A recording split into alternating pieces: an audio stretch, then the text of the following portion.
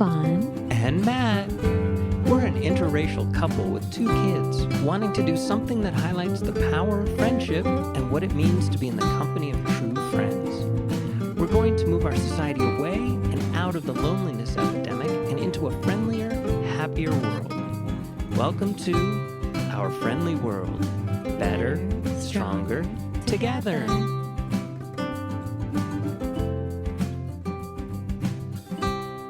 Even in the darkest times, even in the darkest times, the friendship reflex, seeing someone as part of our human family, can override fear and propaganda. The whole idea of trust, for me, I've been looking at that more and more, and I've found myself thinking, I don't trust anyone except for you. And then I saw an interview with a couple who used to be CIA. The woman was asked, before CIA and after CIA, what was your worldview? And she said before, I'm totally paraphrasing, but before CIA, she had a kind of a rosier picture of humanity, but then after, no, she doesn't trust anyone. And I've heard both of them say that before. And I thought, well, it's just because of their job. You know, they were definitely put into situations never to trust anyone. That's just how it goes. That's part of the job, right? If you're like a spy, it's inherent. Yeah, it's inherent. Well, if you're put in that pressure cooker situation, your view of humanity certainly changes. She said why. She worked in a lot of refugee camps. Said that hearing people's stories of how people said, oh, it would never happen here because my friend would never turn on me. Right. My neighbor would never turn on me. And it was exactly those same people who ended up killing their friends and families, neighbors. And so, you know, certain things happen in the news and we get fearful and we get... understandably so. Like you get scared, right? So I was thinking, and I said something out loud to you and the kids, and I saw how all of you paused. And that for me, that pause lasted a very long time. Like it just stopped time for a bit. And I'm like, I shouldn't have said that. But I'm glad I did, because I think the shock of being so disappointed in people is just as bad as the crimes that they do against you sometimes. Right. Do you agree? Yes, it can be. The shock is just as shocking. Right. Well, if people who you felt like, you know, metaphorically speaking, you fought next to, you've bled next to, you've died next to, and then they just either they abandon you or they even turn on you. I've just seen it for myself too many times. Like, you know, when we had to call the ambulance and they were taking you away, the neighbors were just like, it was a soap opera. They were just watching it. They didn't come out to help. Right. And then 3 weeks later, when I finally came back from the hospital, the kids were with strangers. The only reason they talked to me was they wanted to know the gossip. What's the hot gossip? Right. Like, what happened? And when I did tell them what happened, thinking to myself, why didn't he come out? He was obviously looking at us and he was right there. Right. Just sitting back with his tea, just looking. As soon as he found out what it was, he's like, oh, and then he walked away. I'm like, wow. I felt so, like, just talking about it right now brings this acidy feeling in my chest. So I was telling you and the kids the whole thing about the pausing. So that stayed with me, that kind of behavior. So I said, okay, so one of our neighbors across the street who seems very loving and caring and all this, out of the blue, I said, don't get it twisted. Let's say I get picked up or I disappear somehow. She's like, oh no, what happened to your mom? And you tell her what happened. Right. She'll be like, oh no. And then she'll go right back to picking her tomatoes. So I said, don't get it twisted. She would not do anything. Right. So she just was there to hear the gossip. And I've been talking a lot about gossip lately. It's just really getting to me because I've been seeing more of that kind of behavior, that kind of disappointment where you think someone's your friend, but they're not. They have an ulterior motive. whether it's they want to keep control of the community, you move in, they just want to like make sure that you do the things their way. So they pretend to be your friend, do whatever it takes, right? So they can manipulate you into doing what they want you to do. Right. So Right. that's what I've seen the past couple years here. And so yeah, I don't trust anyone. And we've been talking about like how they'll always ask us questions, but they won't share anything. And now I'm like, I don't even ask me any. I won't even answer you. And I think now they get that vibe from me, so now they're not even talking to me. Do you know what I'm saying? Like it's just like hello, and I won't even look at them anymore. I'm just like hello, Right. and I'll walk away. Very unfriendly of me, I know. But so my question was, what makes someone do that? What makes someone, and by that I mean I'm talking about war, like what makes a friend, neighbor, right next door neighbor, someone you grew up with, all of a sudden be willing to kill you or completely destroy you? What happens? Psychologically, sociologically, like how does that happen? So I had, I tried to do some research, and I have some notes here of like psychologists that describe it, and like, should we just go down the list really quick? We can go through that for sure. We can also spin back just for a minute and talk about basically pressure cooker situations. Like really, we're going to have to deal with the real extremes so that we can start isolating the not extremes. And by extreme, not extreme, I mean the neighbors. By extremes, I'm talking about Hitler, when he put the Jews into ghettos, he said he wanted everybody over the age of 60. And they were all going to go to wonderful old people camps, but everybody knew that Hitler was going to kill them. Did they? I don't know if in the Yes. beginning they did know. Well, did they? They had a very excellent sense of it, because Hitler wasn't exactly saying he was going to pat these people on the head and send them on their way. People turned in their grandparents. People turned in their parents because better them than me. And you can't fault them for that is the worst part. It was a horrific thing to do, but they didn't have a ton of choice. I don't know if that's true, Matt. How do you know that?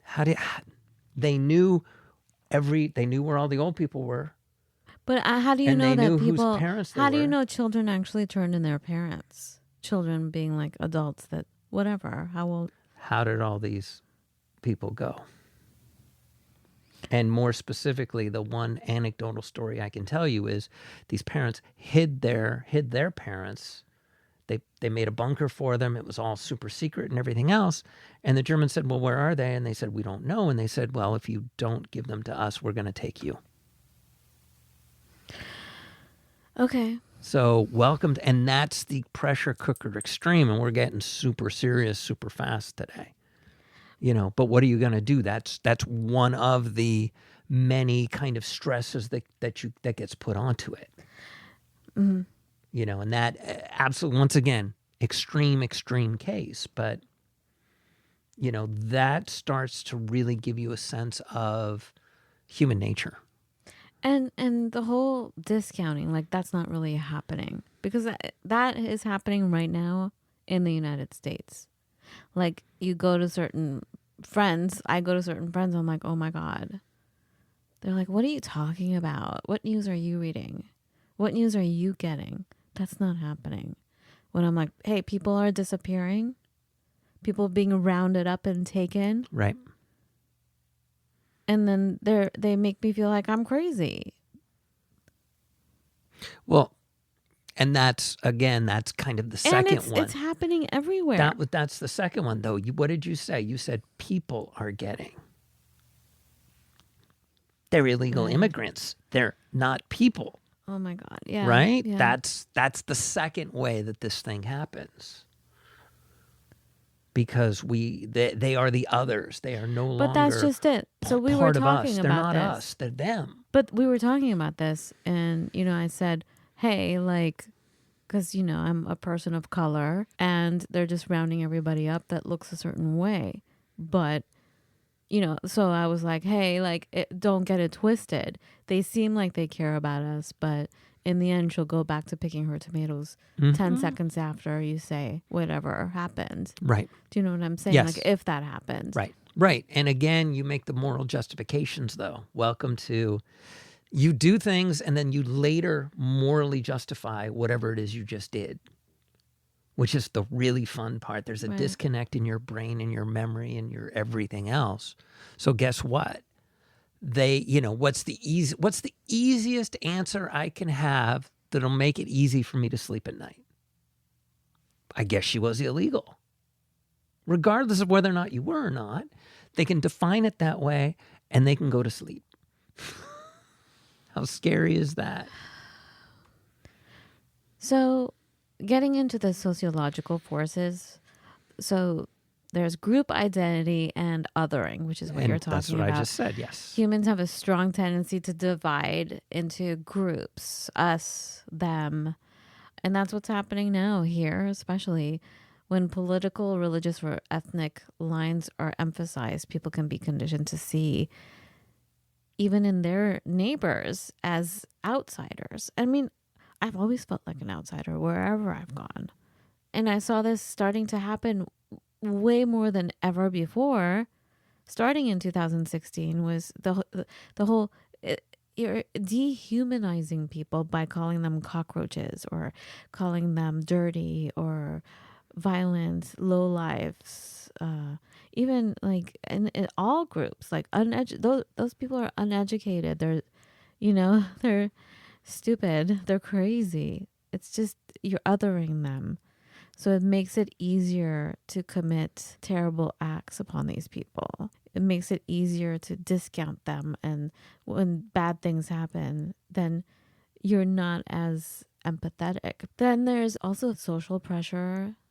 A lot of bad things are not necessarily done by quote unquote evil people, but by regular people that are under a lot of pressure. Yeah. There have been so many studies. The Stanford prison experiment, absolutely. Right. That was where they basically, during the 60s, they got a group of, I think, men. They split them in half. Your guards, your prisoners. You have to keep the prisoners from escaping. You have to be a prisoner. And the first thing they did to the prisoners is shave their heads. Boom. And so they completely othered them. And it turned into, they were told at the beginning of the experiment, as a prisoner, at any moment, you can say, I'm done, and you can leave. None of them did. They all accepted a quote-unquote prisoner's mentality, and the guards accepted the guards' mentality. The guards became abusive. The prisoners became submissive. Because it's addictive, that kind of feeling. It's just there was so much, again, social pressure, conformity. Right. And that's what they discovered. This was a real experiment, and a really messed up one, by the way. But this was a real experiment, and it came down to people from the outside tried to free the prisoners and break in, and that's when the people in charge said this experiment's over. So here's the next thing that really scares me now.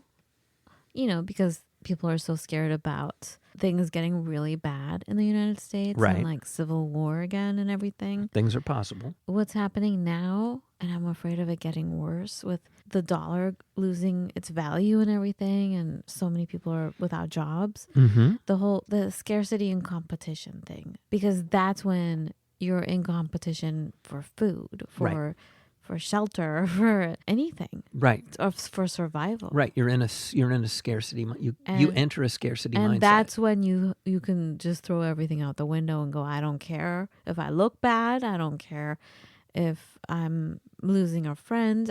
Whatever. I'm here to survive. Exactly. And bad things happen in survival mode. Really bad things. And then going to psychological factors. There's the fear and survival instincts, the instincts of it. Like, fear is the most powerful weapon.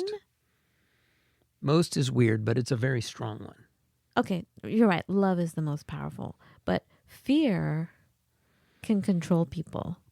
Some years ago, someone said to me, they use fear to make you buy things. Fear runs the economy. Fear of missing out. because once you start fearing something, you tend to buy more. Think about it. You're like stocking up on food, on guns, on whatever, alcohol, like whatever it is. Like when people get scared, Yes. you tend to hoard, Yes. right? So it's actually good for the economy. So whoever runs us, governs us, like it's best for us to be fearful and also to obey. Like if I'm fearful, I'll obey you because I'm scared. Like, Right. oh, you're going to help, or, oh, you're going to hurt me. Okay. You know what I'm saying? And there's different until levels. you get to a point where like, F it. Right. But I'm ready to lose everything. there are different levels. So you can literally be afraid of being, seen as inferior by your peer group is kind of almost the easiest, lightest fear, but it's still very real. So here it says, leaders who stoke fear of the enemy within or betrayal can flip trust into suspicion almost overnight. Fear primes people for violence, often justified as self-defense. And then there's obedience to authority, which is what I was just saying, right?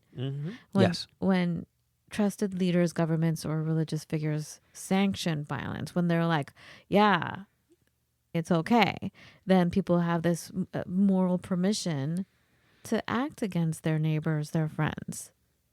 Like it's even become like their duty to do so, right? Right. It's illegal for you to hide Jews.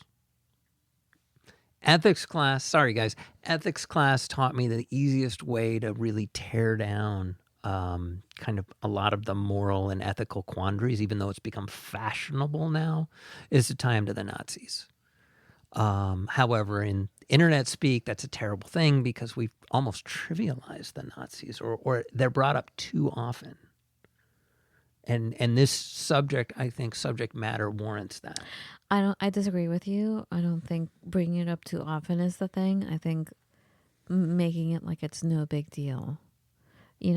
Much like just, overusing the word and not really stopping to say to yourself, what does this really mean? I'm just saying this word. Do you know what I'm saying? And it sounds like you're agreeing with me. Am I? No, I thought you were saying... I'm saying it's being brought up too often and not in the proper context. Oh, okay. Okay, see, as a person who, with my background, I hear that as, oh, you shouldn't talk about it that much. Like people just bring up... Because you always say to me, if I bring up the Nazi thing, you say, if you bring up the Hitler thing, then you've lost the... That's one of those weird internet memes. Right, so... I'm sorry, my brain just went there and thought you were disagreeing with me because... I'm like, no, we need to talk about this. Well, and but that's just don't. it. If you're equating Hitler to you're not getting ice cream, no, you're being an idiot. Got it. If you bring it up in the context of how terrible a society can get, but even then you're playing the right. You're on the right field. And we're not even really like totally getting into it. I don't think the kids have been taught. Most kids are taught really what happened, and that's why I think a lot of people go, well, it can't happen here, which is what everybody says. Right. But if you've been through that kind of a thing as an immigrant, you see it. You see all the signs. You feel it, and this is something I've been telling you for years. I'm like, I am feeling it. Like, Matt, what's going on? And you're like, oh, you've never said, oh, this will never happen here. But I feel like it's been that kind of attitude. So, like, for me, it's even scarier because I'm like, okay, am I going crazy? Because I don't feel safe. Like, I feel like, I don't know. I totally lost my train of thought. All right. But anyway, so where were we?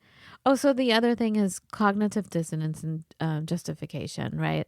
Like you start doing small things that are harmful and then you just get used to it. So you do bigger and bigger things. Slippery slope, like you say, Matt, all the time. Like we're vegan. And then if like honey comes into it, you're like, okay, slippery slope. We're like, once you have honey, then you're like, oh, maybe I'll just have some milk then once in a while. And then we run into people that are like, oh yeah, I'm vegan, but sometimes I have milk. And then also maybe on Wednesdays I like to have salmon. I'm like, you're not vegan. But it was a slippery slope that led them to whatever. I mean, Right. so anyway, take that example as you will to in context to what we're trying to talk about here. But do you know what I'm saying, you guys? Like, it's a slippery slope. We have to remember what integrity is, what friendship is. What is it really? Going back to Nicomachean ethics, the 3 kinds of friends. The friend because you just love them, as opposed to the friend because I'm getting something out of this, or Right. the friend because they make me feel a certain way. Those don't last. It's just really important to go back to that and go back to really thinking about being a person of integrity, knowing what's wrong and what's right. Right? Why are you looking up? Because I want to bring up I want to bring up a word you hate it when I bring up. Oh, is it stoic? Yes. Oh my God. What? What do we control? I control everything. Okay, but a Stoic believes you really don't control very much. What you control is your integrity, whatever your sense of integrity is. And you control how you deal with events that come at you. So you can choose to get angry and throw a punch, or you can choose to let it roll off your back. And you also choose to act with however it is you choose to define integrity. If that is being a slave owner, it's being a slave owner. If it's, treating everyone equally, purely, and fairly, it's treating everybody equally, purely, and fairly. But that's it. That's all you have control over. Everything else is everything else. So, yeah, it's all about keeping yourself together and realizing the things that you can and can't affect. And there's very little you can affect. Now, that doesn't mean you're just in a basement somewhere not doing anything. Stoicism also has a sense of, God help us, they call it preferred indifference. And I really wish they didn't.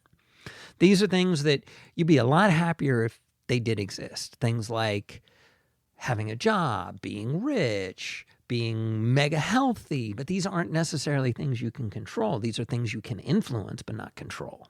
But the things you can control and the things you should control are acting with integrity and how you respond to events. So all the people that held their friends together, their neighbors together, and hid them from the Nazis. Yes. And I'm not talking the ones that did that and then turned them in on purpose because they were getting paid. I'm talking about the people who actually put their lives in danger and saved thousands of people. Or even just one. Like Albania did that during World War II. Right. And there was a king. There was a king who said, I'm Jewish. Right. And he wore the Star of David as a symbol to say, this is some BS. Right. And can we talk about collective trauma? Because there's collective trauma, but we can also take it as collective integrity. Collective trauma is entire communities under stress. They can adopt some really extreme behaviors that they would never have when everything is okay. We were talking about this messes with people. Last episode. It's a social contagion. And I'm doing this episode today. This was my idea. I'm sorry it's a little dark today. But I'm doing this because I feel like this is what's happening. And we need a reminder to not be fearful and not pick sides even. Because the way we can easily turn on each other practically overnight is when we're divided. And we're very divided right now. I have friends who just stop talking to me because they think I'm this hardcore liberal Democrat and I'm not even. Do you know what I'm saying? It doesn't even matter.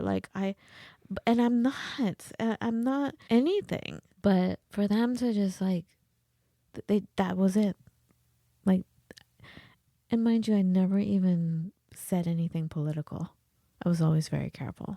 And even with that. Well, you basically, you probably got othered, as it were. Yeah. And what's trippy is they're exactly like me. Same skin color, same upbringing, everything. You know what I'm saying? Mm-hmm. So you can look exactly the same and still be othered. Anyway. But if we can turn this collective trauma, like, okay, we're all under a lot of stress. I mean, I was spitting mad a few days ago, literally spitting mad. If we can turn that into just thinking, okay, despite everything, I'm going to figure out what my integrity is. How do I hold my integrity? Right. Right. How do you hold your integrity? Spoken like a true Stoic. The Stoic business is like... Is driving you crazy, I know. No, I don't like those words driving me crazy. So the fragile line between good and evil. There's a quote from a Holocaust survivor. Monsters exist, but they are too few in number to be truly dangerous. More dangerous are the common men, the functionaries, ready to believe and act without asking questions. Did I read that right? Yes. Well, yeah, that was the Nuremberg trials. Again with the Nazis, just following orders. I was obeying orders from a lawful government. What a great excuse. So, in short, people often commit atrocities against friends and neighbors, not because they are innately evil, but because fear, propaganda, authority, and survival instincts override empathy. Once that trust is fractured and someone is redefined as the quote unquote enemy, even intimate bonds can shatter. So what do we do? We need to prevent betrayal and violence, having a strong moral compass and ethical anchors. So people who have deeply internalized values of kindness, empathy, or faith in humanity, faith in human dignity, are less likely to turn against neighbors. So we have to remember all the good things that people have done. You know, like people always say, like to little kids when devastation happens, like during 9/11, the adults were telling the little kids, look for the helpers. They're everywhere. It's true. When it was just us at the hospital, there was always an angel somewhere helping. Sometimes it was David. Oh, actually, I don't remember his name, but he was a janitor. And he saw me crying in the women's bathroom. Right. Like 3 a.m. You have to remember the kind people and all the help you've received, because that helps you stay compassionate and hopeful. Yes. So I guess psychologists call this the stable moral identity. Stable moral identity. When someone sees themselves as the kind of person who helps others, they are more resistant to propaganda and pressure. Personal relationships and empathy. When bonds of friendship are shared, when you have friendship bonds and you have a strong history together, that overrides group identity pressures. But here's the thing, I think we've been so separate for so long. Like, how many people do you know that actually have that shared bond? People Right. move away. I don't know. And that's why that's where the scary thing is right now, of being divided. And that's why it's so important to keep your friendships, especially your older ones, keep your friendships alive. And then being courageous enough to resist authority when, like even our kids, I taught them, look, sometimes you have to question my authority if I'm telling you something, right? Right. So to not follow blindly and to have this strong sense of agency and question authority, even when you're put under a lot of pressure, still question authority. And when you see someone do that, like when you do that, guaranteed it's contagious, that another person will also act the same courageous and moral way. Because much like the opposite, it is contagious. Right. This is contagious in a good way. Absolutely. And then also, and then I was thinking, well, this is why we need to bring back ceremony and bring back traditions, even like the religious traditions that are beautiful, because in a lot of cultures, protecting a guest, a neighbor, or stranger is a sacred duty. That's what they did in Albania. For example, like during World War II, it's the tradition of, I'm not sure if I'm pronouncing it right, but Besa, BESA. It's a code of honor led by many Muslim families to shelter, like they would shelter their Jewish neighbors despite the risk of death. Well, Like, if you're a guest in a Muslim home, they're mhm, obligated to protect you. right. Period. End of story. You're done. Having a community solidarity, like in certain towns, neighbors made a collective decision not to betray each other. But we're not talking to one another, so we're not even having these conversations. And if we do, like, like I can say, okay, let's not betray each other. Okay, but what does that really mean? Like you always think 100 steps ahead, Matt. So if someone makes that comment, you actually think about it, and we have to say, okay, well, what does this mean?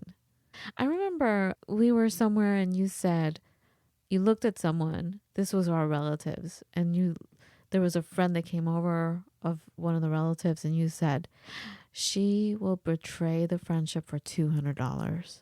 You said that out of the blue. Oh my God, what does that mean? What? And, years later, the same thing happened to me. I had a friend, and again, it was $200. Over $200, she ruined our friendship.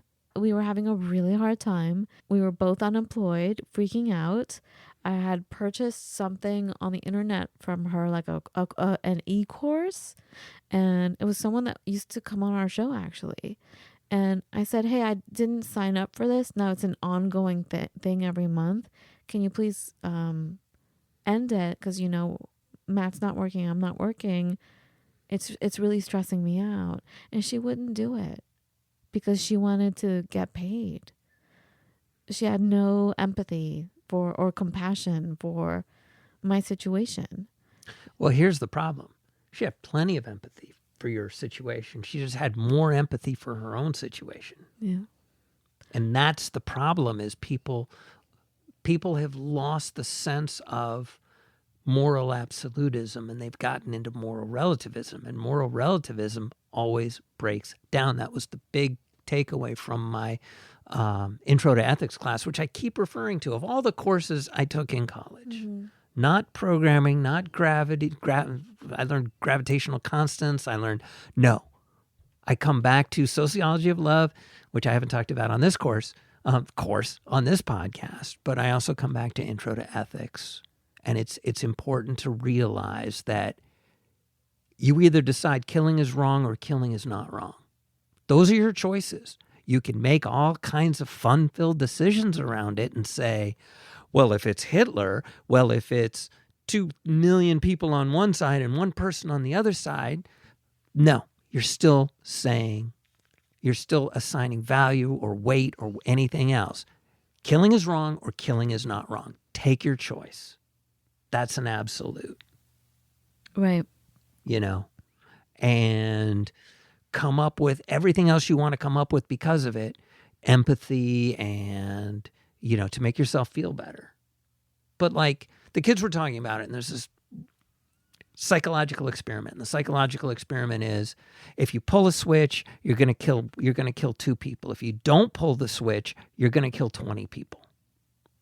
But that's not the real test. The real test is, are you going to pull a switch and kill 2 people? And that's it. It's not, or not pull the switch. Not pulling the switch isn't something you have to do.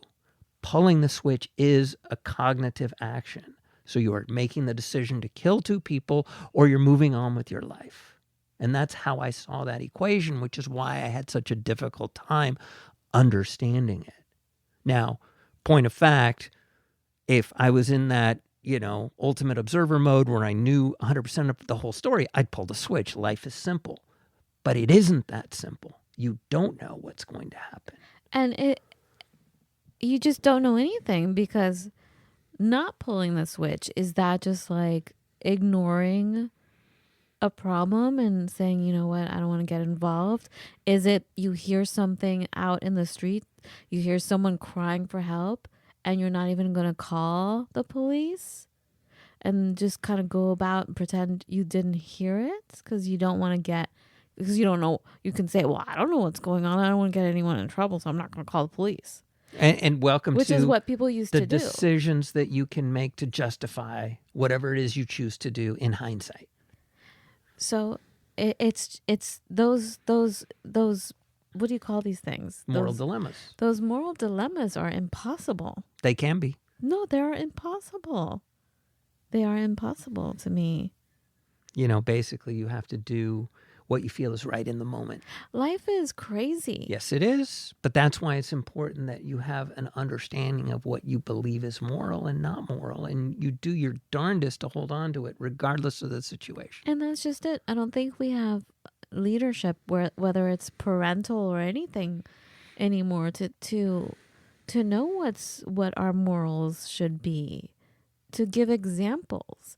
I mean, we have a sense of it in our hearts, but I mean, if you're going to sit there and think about it, there are so many instances where things can go either way. So it's not well thought out because we're not thoughtful enough to, or we don't have enough vision to understand the consequences of an action either way. We can't look at every single ripple effect of an action.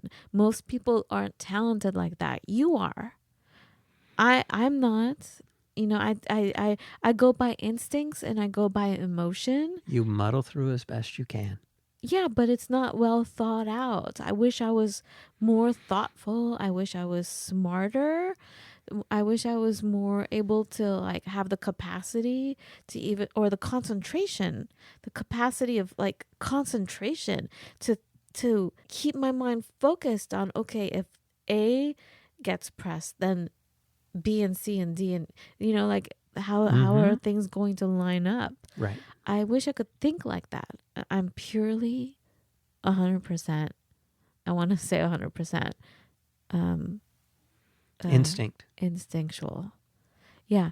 So anyway, and that's the last thing on the list was having role models and leadership. I'm like, I've always said this my entire life. I'm like, my parents didn't know what the hell was up. Right. So I, from a very early age, knew these people don't know what they're doing. They're freaking out. Right. So I mean, my teachers a bunch of them were terrible. I can probably count 2 teachers my entire lifetime that were amazing. The rest were criminal. So what are we supposed to do, you guys, but have a podcast and sit here in our basement or wherever, talking about this, pontificating on everything. And and I laugh about it all the time. People think, oh, you have a friendship podcast. Yay, it's all roses and flowers and daisies. Let's be friends. Instead, here I am talking about Here we are talking about Nazis the whole time. Life, Mm-hmm. I mean, when we started this podcast, you and I would have major fights, and our audience actually thought it was really funny. Hey-o. How we would fight over things. Because we had disagreements about race and everything, being an interracial couple, and I was experiencing certain things and I was fed up, and right. I felt like you weren't understanding me anymore or never did. So I was like, how are you siding with these bitches over here? So I feel like I've grown a little bit or I've lost my steam, so I'm not really fighting that much anymore with you. I chew off. I don't know. I'm doing my best. I just wish I guess we could be each other's role models and have conversations and figure out what our ethics actually mean. What are they even? Do we have any? Or we find role models out there in the world. Epictetus, Nelson Mandela, John Stockdale. Those are some good candidates. Okay, so let's just end it with a quote that we began. Can I? Oh, yeah. One more. So this past week in England, because I get all my news from England, they're having issues because immigrants Immigrants are coming and they're staying in certain hotels. They're getting put up by the state into hotels while they sort out their legal status, et cetera, et cetera. There was a protest. And actually, I want to say even this morning, there was people got arrested for going in there masked to do God knows what. Immigrants. So boom, now we're inside of the whole others. So there was 200 people there protesting. There was 800 people there counter-protesting. And the counter-protests all say, you're all Nazis, you're all Nazis. For an hour, they had a chant that basically called them fascists, called them Nazis. Wait, who had 800 people? The counter-protesters. Wait, I don't, that's where you lost me. So the protesters are the ones saying, get these immigrants out of our country. The counter-protesters are saying, they're going through the legal process, jerky. Wait, so who had the most amount of numbers? The counter-protesters. Well, that's a good sign. Yes. However, the counter-protesters basically just verbally assaulted the protesters for an hour, whereas they could have possibly educated them, and they chose not to. Right. Well, not chose not to. They didn't. Easier to chant. Easier to, right? Yeah. One of the leaders of that whole thing took a step back after it had happened and said, why didn't we educate them? Why didn't we attack them point by point? Because one of the points being made, towards the immigrant crisis here in America in England, it is, they're all men and they're all going to do bad things to the women. That's one of the arguments that they're making in England. And here they're making the argument saying, they're criminals, they're here illegally, and they're gang members. Boom, boom, boom, right? Well, you need to attack on those points. You need to really look at those points and go after those points. And this is what I was saying. Not educated enough. Not able to have conversations without yelling. Not being able to remain calm and collected to explain your point of view. Right. And wasn't it Einstein that said, if you can't explain something, you don't understand it? True. If you can't explain it to a child, you don't understand Right. it. But again, we control how we react to events. It's one of the few things we control. And so, this author was saying, well, what we should have said is, guess what? Half of these immigrants in this hotel aren't men. That's a fact. And then you can start with the rest of your points once you start cracking it open. So again, cracking it open and having both sides understand what truth is. We need more debate study. We need to be put into classroom situations where we have to debate one another and to debate opposing sides, both Yes. sides, like the sides you don't agree with, Mm-hmm. to have us practice in an intelligent, calm way to see another perspective and to explain that perspective. Right. Right. But this world is full of, But no one has time for I don't that. want to look foolish. That's one of the big problems I is the think- world is filled with, I don't want to look foolish, But that's just it. If you study, then you don't look foolish. But we don't have time to study, or we're discouraged from studying, whether it's because we can't afford to go to school because schools are so expensive, or they're not even taught right, Right. So we need to teach each other. We need to teach ourselves. Point. And we need to have conversations with friends and debate. Yes. Debate everything. Healthy, respectful debate. But, it's like, I just feel like it's so medieval. Remember when we were on that train and there was that kid who poor was on a guy. debate team, and you're like, hey, I'll help you. Like, that's one of my main things. I love debate. So you said, I'll be the devil's advocate. So despite how I feel, I'll be the opposing team. And so you guys started going back and forth, and the passengers on that train didn't know what you guys were doing. Right. So next thing you know, this poor kid Yes. was like booed and heckled and practically thrown off the train. Yes, because I took the populist argument. And the populist argument was terrible. Terrible. The kid was basically saying that we should give medicine to all the countries that can't afford it. And then you played devil's advocate, and all these like very America first and F these people, They were in a scarcity mindset. Yeah. And that's it. But he needed to answer those questions. That was the problem. Yeah. I don't regret cutting into them exactly the way I did. He needed to be able to answer those I questions. wonder how he did when he actually went to I his don't know. debate. I don't know, but that was I think I popped a little bit of his. He lived in a pure liberal bubble. Yeah, he's so liberal. And you need to live in more of the real world. Yeah. Because there's a billion shades of gray. Yeah. Yeah. Well, should we stop here? We can stop here. I mean, far as, Yes. I don't know how long we've been talking. Thanks for staying with us. And if you have any nominations for heroes, I'd love to hear them. Yeah. All right. Have a beautiful